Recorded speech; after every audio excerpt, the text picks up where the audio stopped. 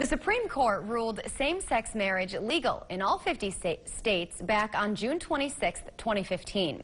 However, Supreme Court rulings do not cover tribal nations. So still, 5 years later, these marriages are not acknowledged on reservations. In tonight's top story, Taylor Rossari tells us about an activist on the Turtle Mountain Indian Reservation who is fighting to make a change in his hometown.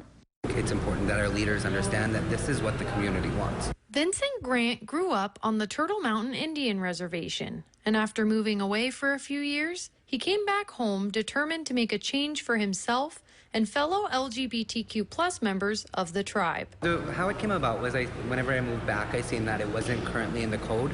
I think it's important to know 5 years ago that it was legalized in the Supreme Court, and I believe that it should have been adopted here as well. Currently, Tribal Code Title IX regarding domestic relations uses the words husband and wife, which, with the proposed amendment, would be changed to spouses.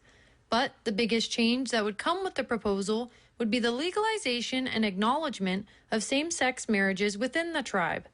Right now, if same-sex couples want to get married, it can't be on the reservation.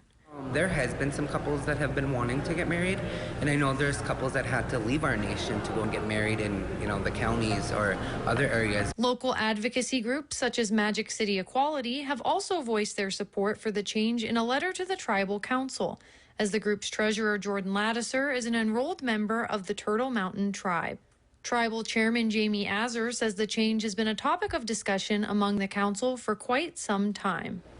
Well, we've had a few tribal members that I know personally that have been talking about this code change for actually years. Azar says the change is now up for 30-day public comment in which anyone can voice their support or voice against the change. After that, it will be up to the 8-member council. We get all of the comments ahead of time, and we get to read through them, and at an open public meeting, we will vote on to either pass through this code change or, vote for or vote against. Until the vote, Grant says he's staying positive and that if this change is passed, it will set the pace for the future. It's only the beginning. I think it's important that we move forward, that we unite, that we mobilize, and then we continue to just push forward because we can only go up from here. Reporting in Belcourt for KX News, Taylor Rossari.